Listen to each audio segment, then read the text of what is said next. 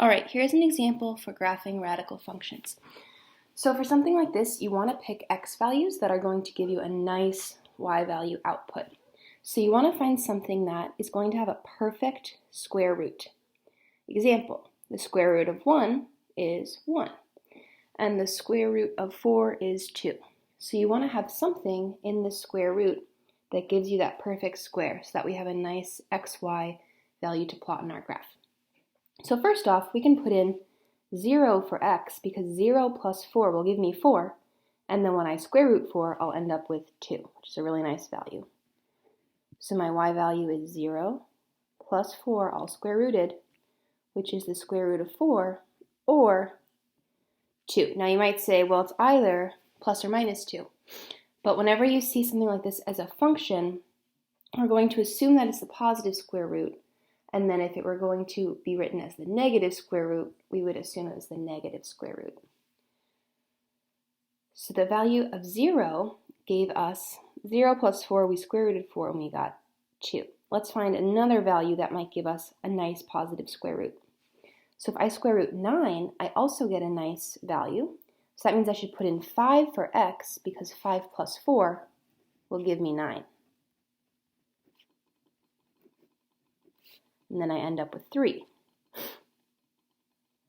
Now I'm going to go to my next square root. So my next nice square root would be 16. Now that's going to be really hard to put on my graph because I don't go all the way to 14, so let's not do that one for now. The other nice square root we're missing is 1 and 0. So if I were to try to get 0 underneath the square root, I should put in a negative 4 because negative 4 plus 4 gives me 0. And then I square root 0 and I also get 0.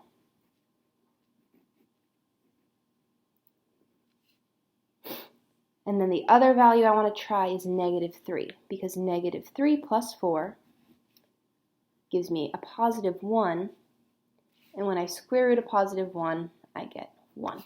So now I have all these points on my graph. 0, 2, 5, 3, negative 4, 0, and negative 3, 1. So I start with 0, 2, and then I go to 5, up 3, I go to negative 4, 0, and I go to negative 3, up 1. Then I'm going to connect all the points on my graph. I know I'm using a dotted line. I'm not using a ruler because this is not a straight line. The slope of this line is going to change because the slope is going to become less and less steep as I go along. And now this point at the end does not have an arrow because it does not go on forever because we cannot square root a negative value. That was when we had all those I values earlier in the year. So this is the general shape of my square root, and it's been shifted to the right by 4 units. So this shifts, I meant to the left. Shifts left 4 units. So the square root of x would normally start at the origin, but this plus 4 has shifted it to the left 1, 2, 3, 4 units.